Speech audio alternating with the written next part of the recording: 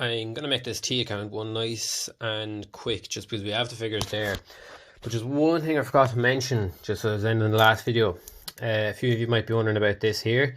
A check for 2,000 issued to a supplier has not yet been presented for payment. Now, why that's not showing up in your bank statement, but we're showing it here. Like the difference in our bank statement here is 36,300 and we have 38,300. The difference there is the 2,000. But just because we've given them the check and they haven't cashed it doesn't mean we can't account for it. So that's why the difference is, and that's nearly always the last point you'll have with that one.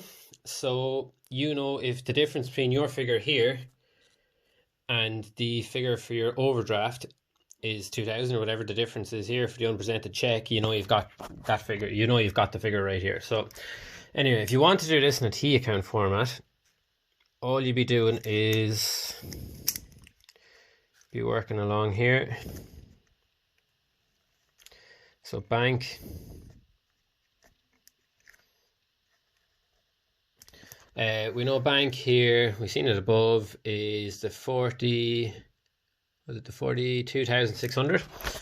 And we've seen there it's on the credit side, so we can put it in here, 46,000 or 42,600.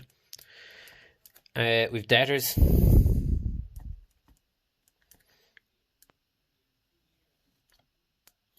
We have rent.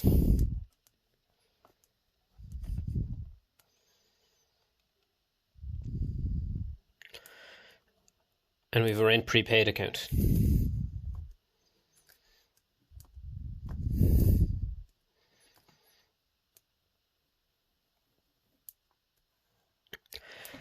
So, as we discussed above, our debtors figure here is obviously going to be the 37,000 on the debtors side.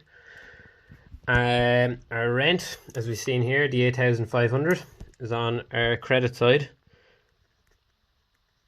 and we've no rent prepaid yet. With this bank, we know that the 800 from debtors needs to be added back in because he owes us that money. Just because the check bounces doesn't mean he's not going to pay us. So if it goes in here on the debit side, it'll now go in here on the credit side. So 800, it increases our bank overdraft. And then we were told about the rent receivable, the 5,100. Because it's a gain, it's going in here on our credit side.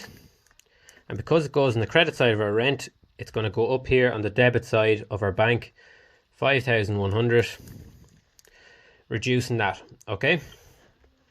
So you can balance that off, and your final figure will be the 38,300. You can balance that off there as well for your debtors, and your final debtors figures are 37,800.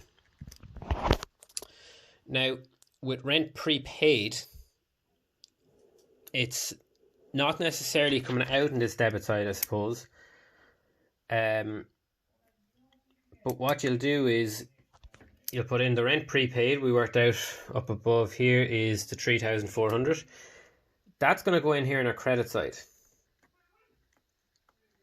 That's going in here on our credit side because it's a liability, and we know the liability is going on the credit side.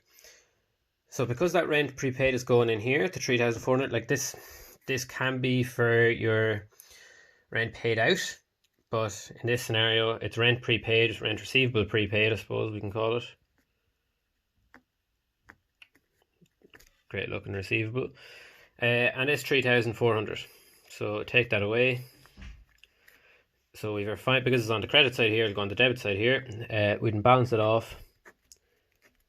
We'll end up with a final rent figure of the 10,200. And over here, obviously, you wouldn't have much balancing off to do.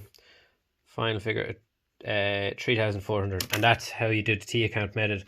That's both methods there for you. And yeah, just I forgot to say in the last video, the 38,300, there should be a 2,000 difference because of the check which has not been presented from the bank overdraft statement.